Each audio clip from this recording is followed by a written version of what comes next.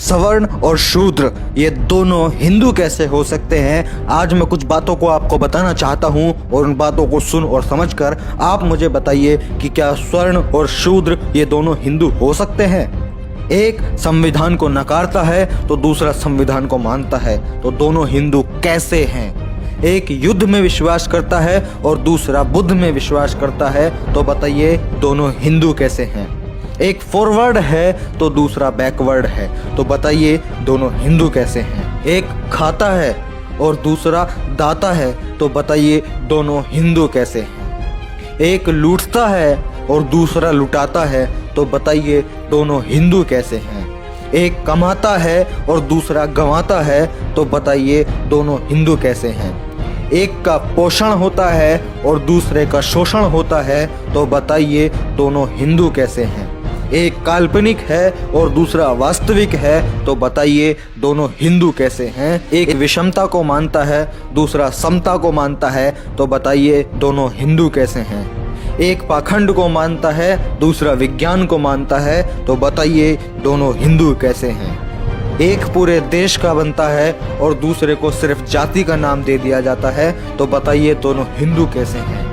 एक मंदिर पवित्र करता है और दूसरे से मंदिर अपवित्र हो जाता है, तो बताइए दोनों हिंदू कैसे हैं। एक पूजने योग्य है और दूसरा पीटने योग्य है, तो बताइए मेरे भाई दोनों हिंदू कैसे हैं। एक को व्यवस्था में श्रेष्ठ समझा जाता है और वहीं दूसरे को व्यवस्था में नीच समझा जाता है, तो बताइए दोनों हिंदू कैसे हैं। एक सत्ता ऐश में रहता है और दूसरा फुटपाथ पर सोता है, तो बताइए दोनों हिंदू कैसे हैं। एक होटल में खाता है और दूसरे को कचरे से पेट भरना पड़ता है, तो बताइए दोनों हिंदू कैसे हैं। एक देश पर राज कर रहा है और दूसरा गटर साफ कर रहा है, तो बताओ मेरे भाइयों दोनों हिंदू कैसे हैं। इन तथ्यों से साबित होता है कि हिंदू धर्म नहीं है, यह सिर्फ सत्ता छीनने का एक राजनीतिक षड्यंत्र है। क्या आपने कभी सोचा है कि हिंदू धर्म के अंदर वर्ण हैं, वर्णों में फिर हम शूद्र हैं, फिर शूद्र के अंदर बहुत सारी जातियां हैं, फिर जातियों के अंदर भी क्रमिक ऊंच नीच है और ब्राह्मणों के आगे सभी लोग नीच हैं। अब आप ही मुझे बताइए, अब गर्व से कैसे कहें कि हम हिंदू हैं। मेरा इस वीडियो को बनाने का उद्देश्य बाबा साहब की उस विचारधारा को फैलाने का था कि गुलामी को गुलामी का एहसास करा दो, गुलाम अपनी बेड़ियां खुद तोड़कर फेंक देगा। तो दोस्तों ये सारी वो चीज़ें मैंने बताई हैं जिससे हमारा समाज आज पीड़ित है और गुलाम है।